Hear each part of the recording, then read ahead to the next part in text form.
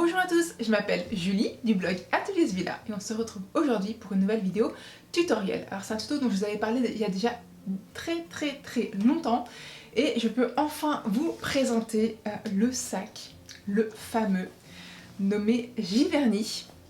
Donc un joli petit sac qui nous rappelle une petite marque qu'on adore. Là je l'ai réalisé dans un cuir camel saut tissu qui est juste magnifique, enfin vraiment il est sublime. Donc voilà, je vais vous montrer après tous les détails, mais il est vraiment très sympa, il a une bonne petite contenance, il n'est pas très grand, mais assez profond, parce qu'il y a un petit peu de dodu. Mais ultra pratique, on a une sangle bandoulière, on peut la raccourcir jusqu'à 62 cm ou l'allonger jusqu'à 110 environ il me semble. Mais du coup c'est parfait pour l'avoir en bandoulière comme ceci.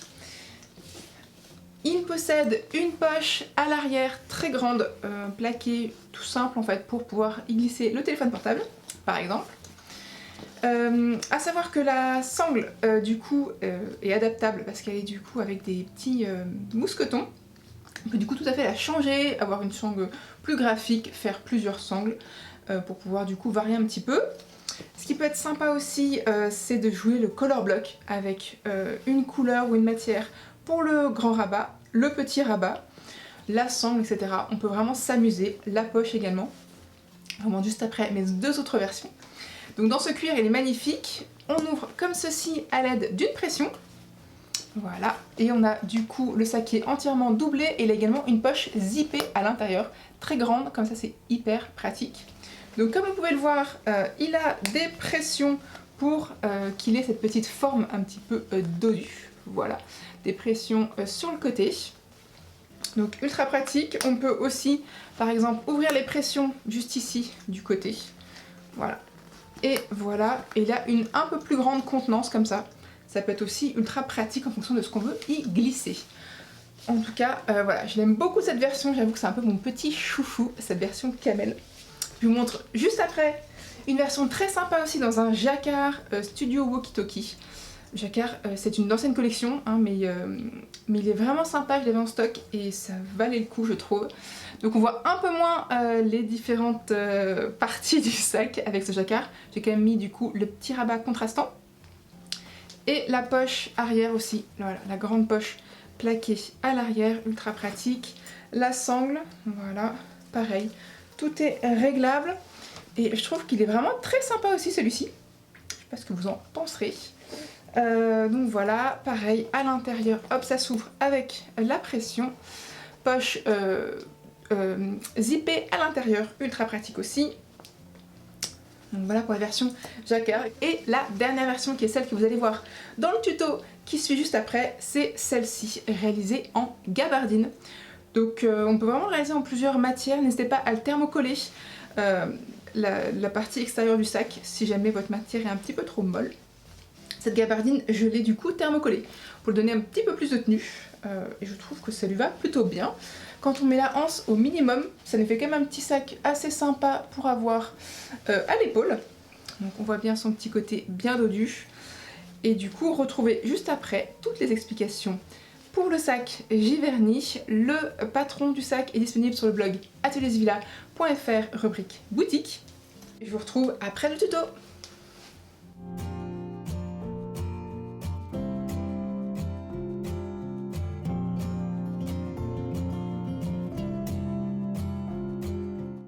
Que vous avez mis de côté tout le matériel nécessaire, à savoir 80 cm de tissu extérieur, 50 cm de tissu doublure, du thermocollant, un bouton aimanté, 4 boutons pression, une fermeture éclair de 20 cm, deux demi-lunes de 2,5 cm, une boucle réglable de 2,5 cm et deux mousquetons de 2,5 cm.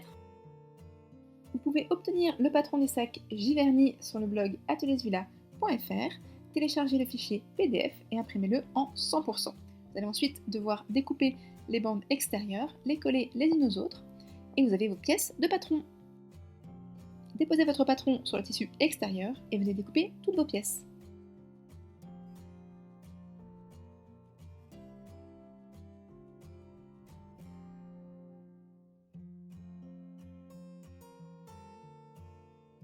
Prenez bien le temps de marquer tous les repères du patron, à savoir tous les boutons pression, les aimants, les poches, etc. Pour cela, si vous avez un tissu classique, vous pouvez le faire avec un stylo friction effaçable. Si vous cousez du cuir, marquez les repères à l'aide d'un poinçon. Vous pouvez également marquer les repères si vous le souhaitez avec un fil et une aiguille. Découpez également toutes vos pièces de tissu doublure.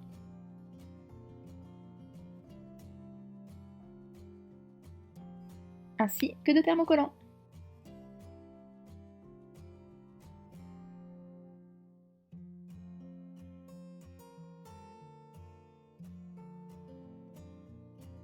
Pour ce prototype, j'ai décidé de marquer tous les repères à l'aide d'un fil et d'une aiguille. Cela permet de ne pas effacer les repères lorsqu'on thermocolle le tissu.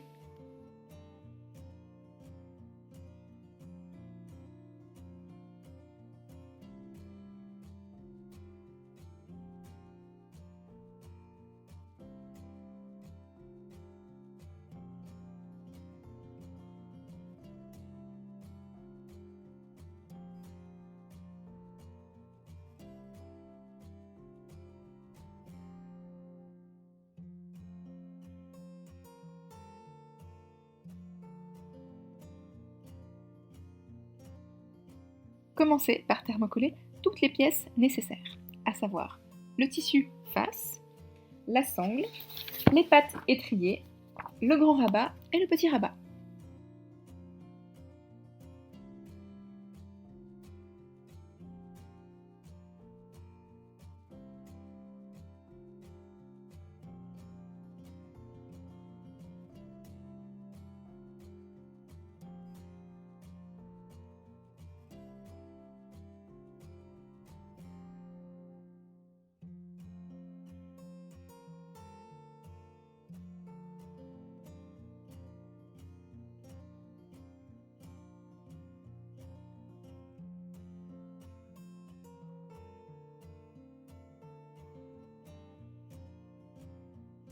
Une fois que vous avez thermocollé toutes les pièces, on va pouvoir passer à la couture.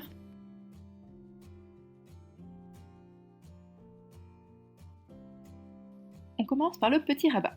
Positionnez la partie femelle de l'aimant au niveau du repère sur l'endroit de la pièce petit rabat.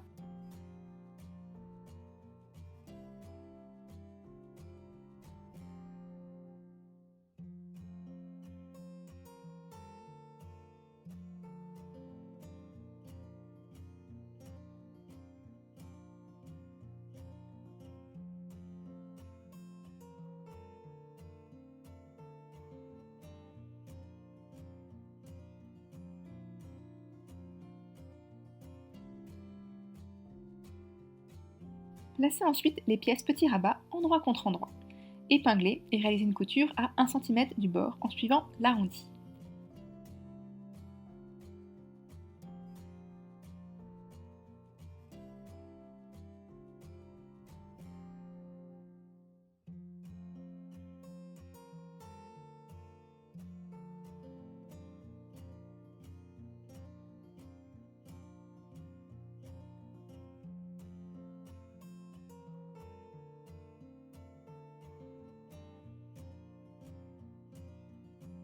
Crantez la marge de couture tous les centimètres.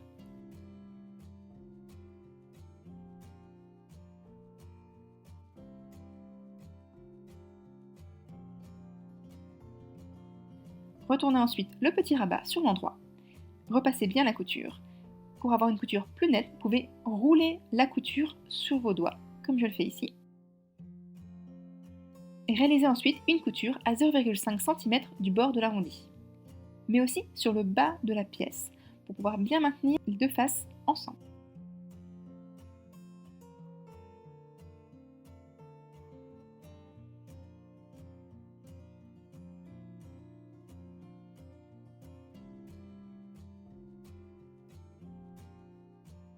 Le petit rabat en suivant les repères sur votre face de sac. La face non aimantée doit être contre l'endroit de la pièce face du sac. Épinglez et réalisez une couture à 0,5 cm du bord du petit rabat.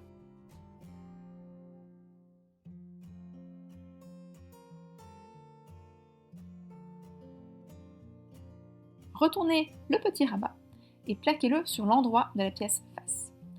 épingler et réaliser une couture à 1 cm du bas du petit rabat pour emprisonner la marge de couture précédente.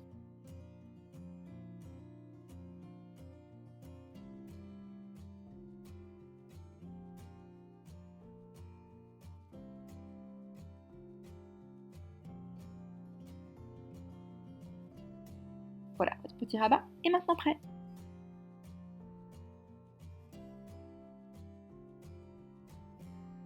Nous allons maintenant créer la poche extérieure. Marquez au fer à repasser un double repli de 1 cm au niveau du haut de la poche extérieure.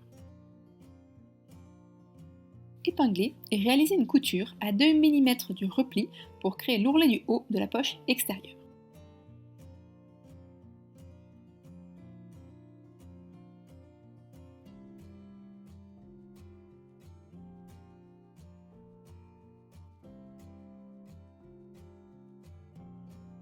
Marquez ensuite au fer à repasser un repli de 1 cm sur les 3 autres côtés de la poche.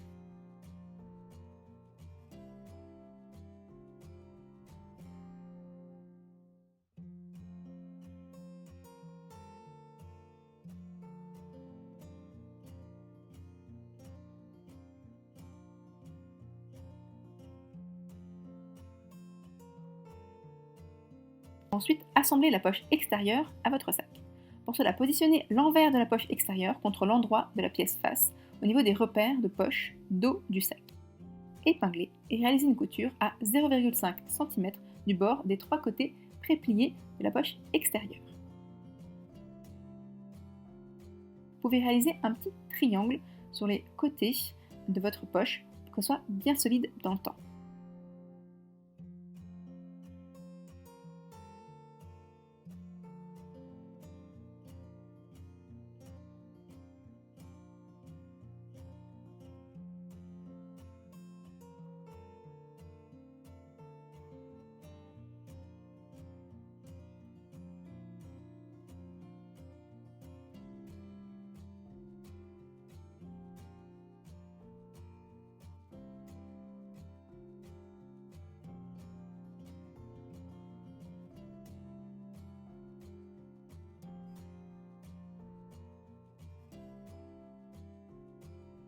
Vous pouvez ensuite enlever les fils de repère.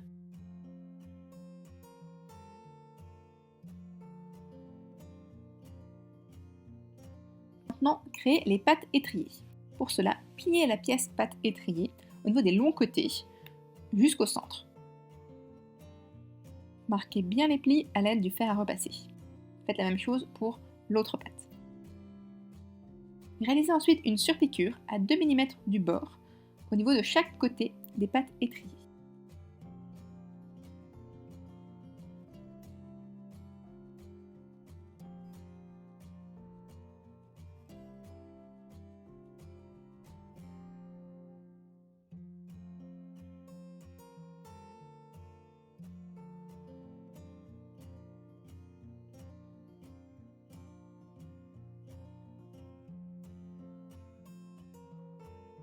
Pliez en deux au niveau de la hauteur en y insérant un anneau demi-rond. Puis réalisez une couture à 3 mm du bord pour maintenir la patte pliée avec l'anneau à l'intérieur. Réalisez les mêmes étapes pour la deuxième patte étriée.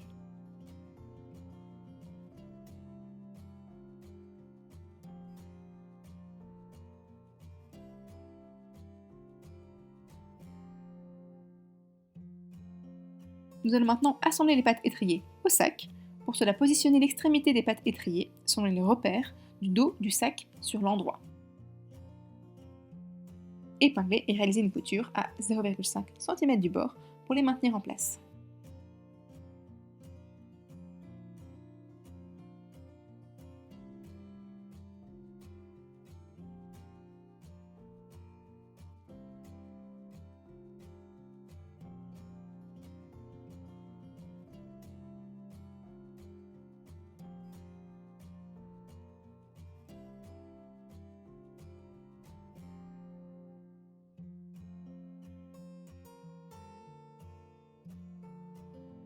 On passe maintenant au grand rabat. On va procéder de la même façon que pour le petit rabat. À savoir, on commence par placer la partie mâle, cette fois-ci, de l'aimant sur le repère au niveau de notre grand rabat. On peut s'aider de 2 petites fentes à l'aide d'un cutter pour pouvoir insérer l'aimant plus facilement. Repliez à l'arrière les parties pour bien maintenir l'élément en place.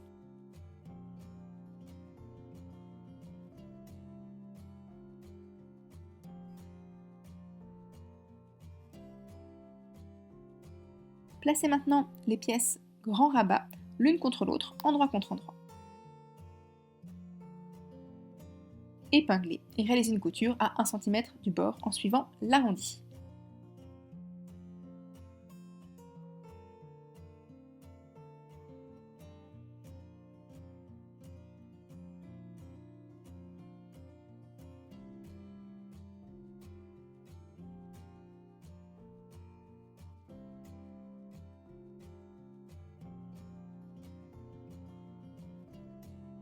Crantez la marge de couture tous les centimètres.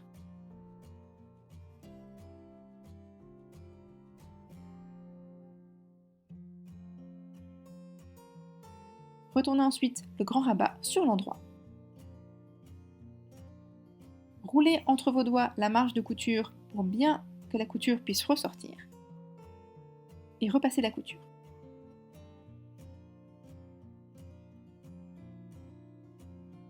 Réalisez ensuite une couture à 3 mm tout autour du grand rabat pour fixer les 2 tissus ensemble. Il s'agira d'une surpiqûre au niveau de la partie arrondie et une piqûre droite sur le bas du grand rabat.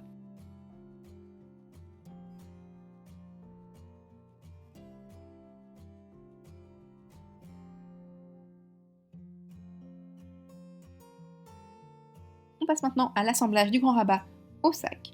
Pour cela, on va se servir des repères notés sur notre sac. On place le bord du grand rabat côté aimanté contre l'endroit du sac, au niveau des repères. On épingle et on réalise une couture de maintien à 0,5 cm du bord.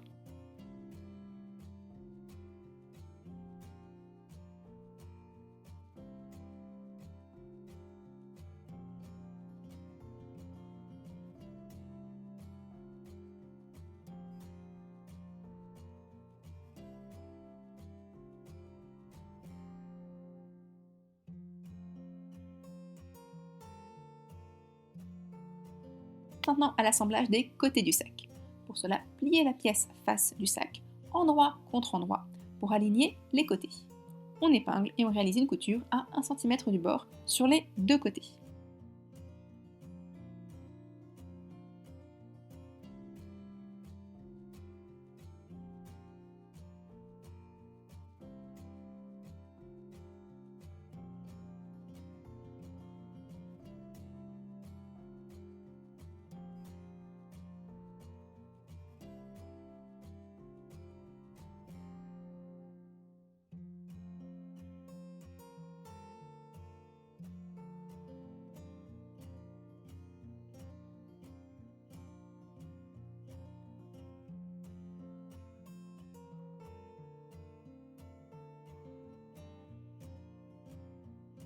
On va ensuite fermer les angles du sac.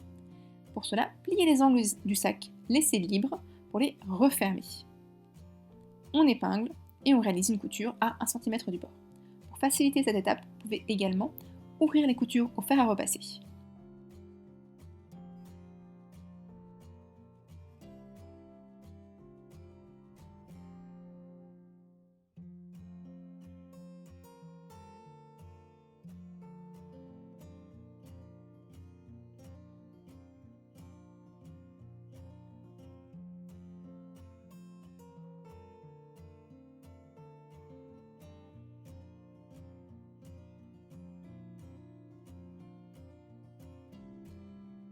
Le sac extérieur est maintenant terminé. Il nous reste la sangle ainsi que le sac intérieur.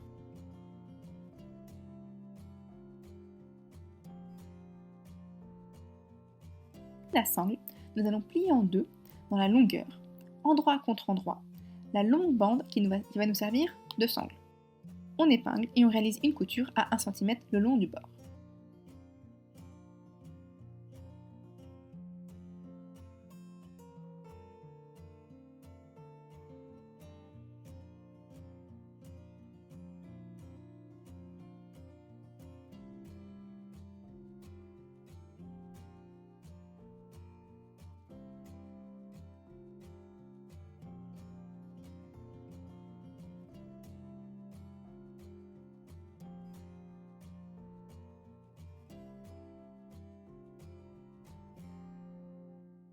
On va ensuite retourner cette anse, la repasser pour bien faire ressortir la couture.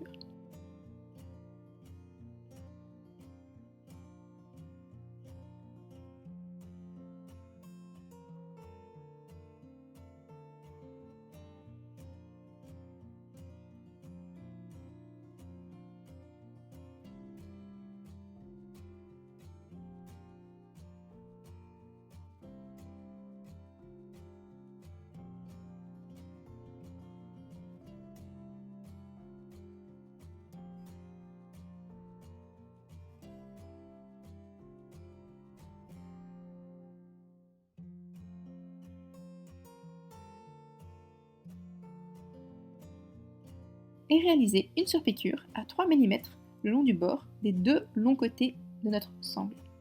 Si vous réalisez votre sac à l'aide de cuir, vous allez d'abord préplier 1 cm sur les deux longs côtés de votre sangle, puis vous allez rassembler ces deux parties pliées ensemble. Vous pouvez vous aider de scotch double face ou de colle à cuir, mais également de petites pinces. Nous allons ensuite assembler les mousquetons à la sangle. Une fois la sangle prête, glissez une extrémité dans la boucle réglable.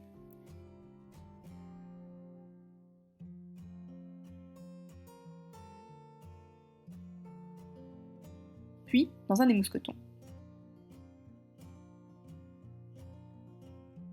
Et enfin, il faut glisser de nouveau l'extrémité au centre de la boucle réglable. Effectuez ensuite un repli de 2 cm sur le bout de votre sangle et réalisez une couture.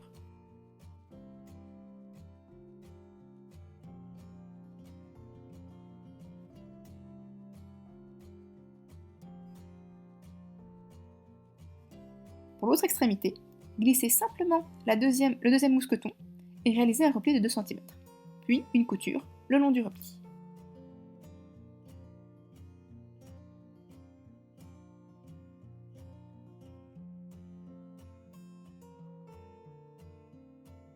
Pour vous aider à coudre, si votre sangle est trop épaisse, n'oubliez pas de placer une petite partie de tissu à l'arrière de votre pied presseur, ce qui permettra de le rendre parallèle au sol et non en biais, et ça facilitera votre couture.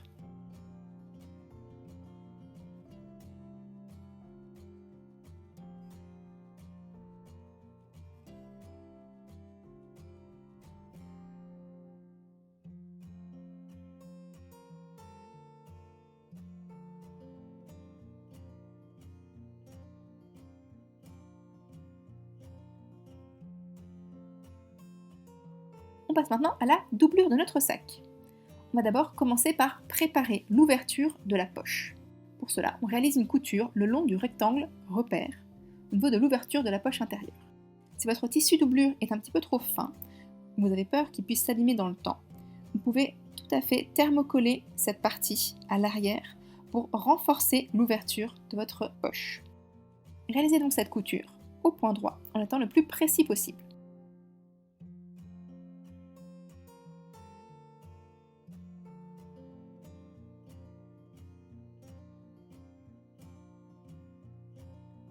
Coupez ensuite au centre du rectangle et au niveau des repères en coin, en forme de pas de doigt, jusqu'à 1 mm de chaque coin. Surtout, n'oubliez pas de ne pas couper la couture précédente.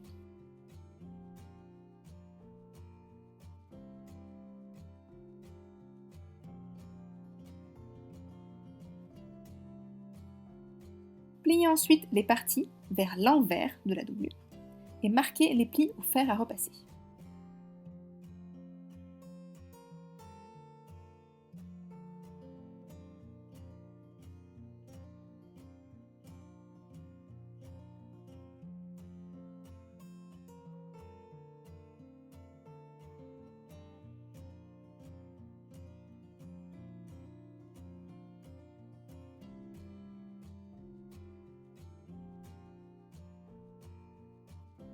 Positionnez l'envers de la fermeture éclair contre l'endroit du haut de la poche intérieure.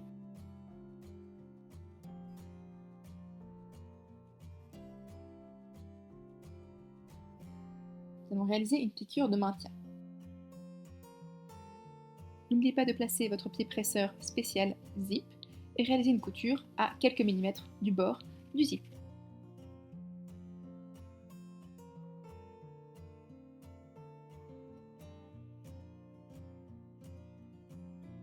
Vous pouvez ensuite positionner l'ensemble, poche et fermeture éclair, en droit contre l'envers de la doublure, en alignant la fermeture éclair sur l'ouverture prévue.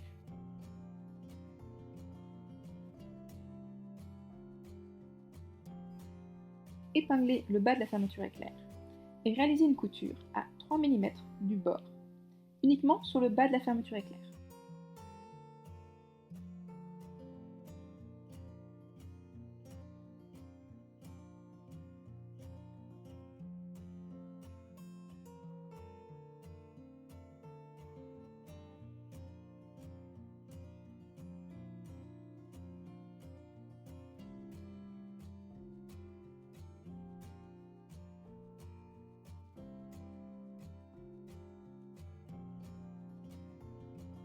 Pliez ensuite votre poche pour que l'autre extrémité puisse correspondre au bord de votre zip.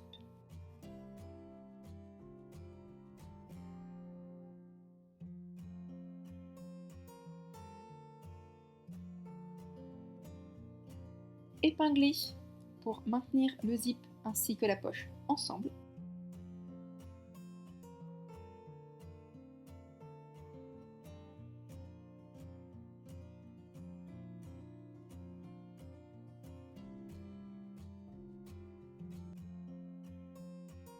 Puis retournez l'ensemble et placez votre doublure au niveau de votre zip.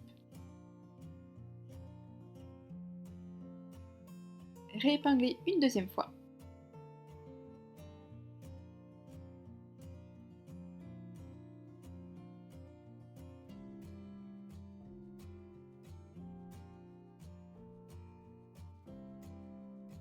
Vous pouvez ensuite enlever les épingles qui vous ont aidé juste avant. Et vous allez terminer par réaliser une couture droite à 3 mm du bord de l'ouverture sur les 3 côtés non encore cousus.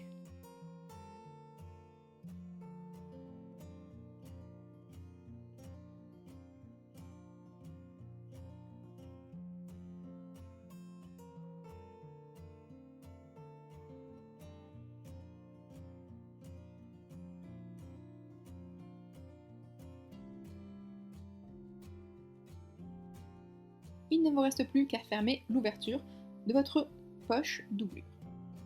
Pour cela, ouvrez les côtés de votre doublure extérieure pour laisser apparaître les côtés de votre poche. Épinglez et réalisez une couture à 1 cm du bord de chaque côté.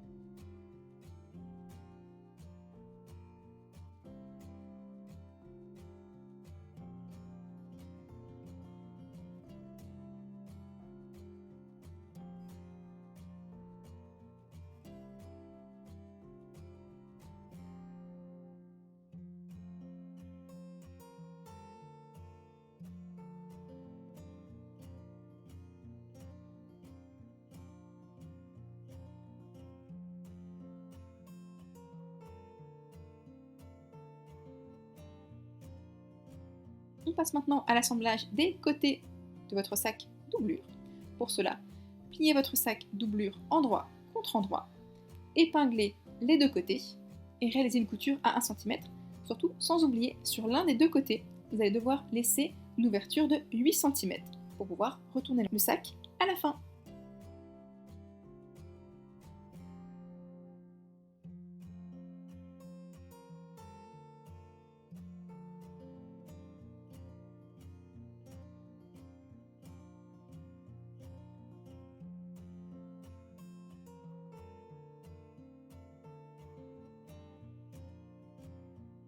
Vous allez ensuite fermer les angles de votre sac doublure.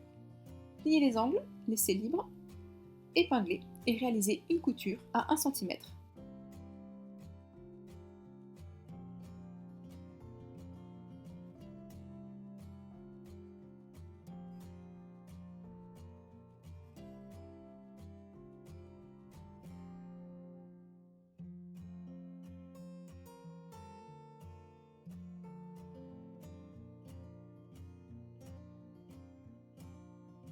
Votre sac doublure est maintenant terminé.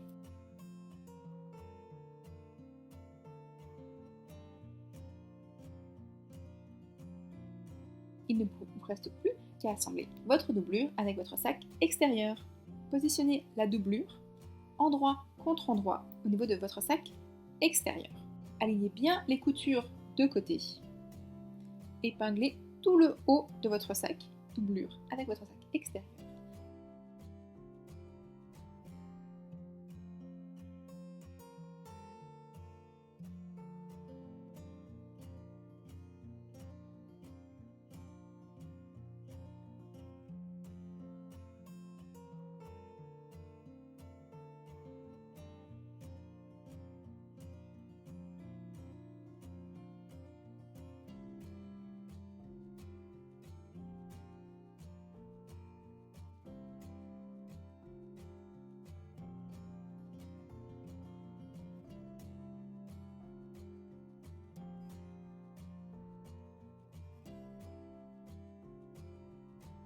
Et réalisez une couture à 1 cm du bord.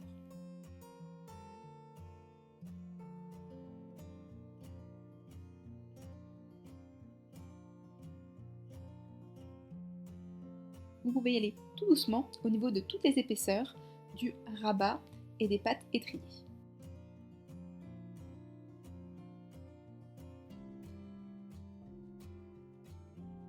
Vous pouvez maintenant retourner votre sac grâce à l'ouverture de 8 cm laissée sur l'un des côtés de votre doublure. Retournez le sac et une fois que c'est fait, vous allez pouvoir bien faire ressortir votre couture haute.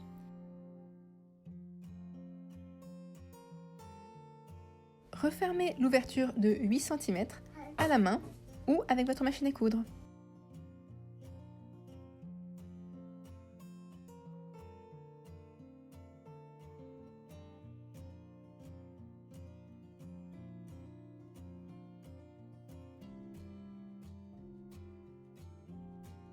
Vous allez repasser le bord haut de votre sac en laissant dépasser de 1 mm le tissu extérieur pour que la doublure reste vraiment à l'intérieur.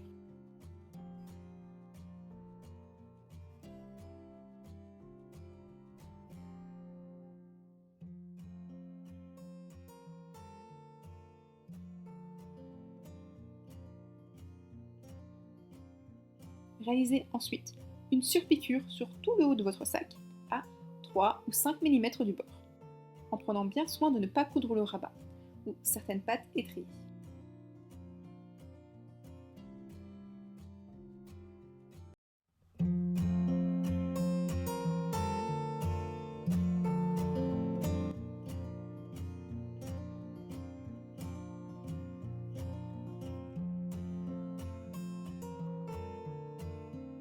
Pour terminer, il ne vous reste plus qu'à poser les différents boutons pression. Pour cela, vous pouvez vous servir des repères que vous avez notés sur votre tissu extérieur. Pour bien que le tissu extérieur et la doublure coïncident sur tout le sac, vous pouvez épingler au niveau des coutures de côté ainsi que le bas du sac pour que rien ne bouge et que la doublure ne puisse pas ressortir.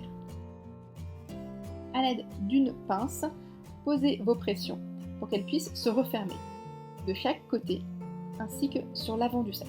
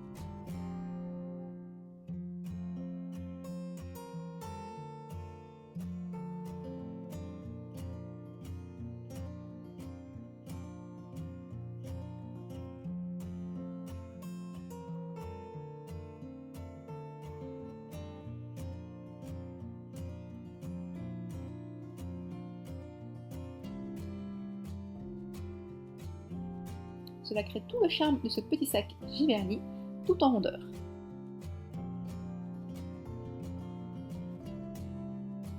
Et voilà, une fois les mousquetons assemblés à votre sac, votre sangle est prête et votre sac est maintenant finalisé. Vous pouvez aussi, si vous le souhaitez, changer votre sangle à l'aide des mousquetons que vous pouvez accrocher au niveau des pattes étriées. Le patron du sac Giverny est disponible sur le blog ateliersvilla.fr, rubrique boutique. J'ai très hâte de voir toutes vos déclinaisons de couleurs et de matières. N'hésitez pas à le partager sur les réseaux sociaux, #sacgiverny. J'ai vraiment hâte de voir tout ce que vous allez pouvoir créer avec ce petit patron. Et je vous dis à très vite pour de nouveaux tutos.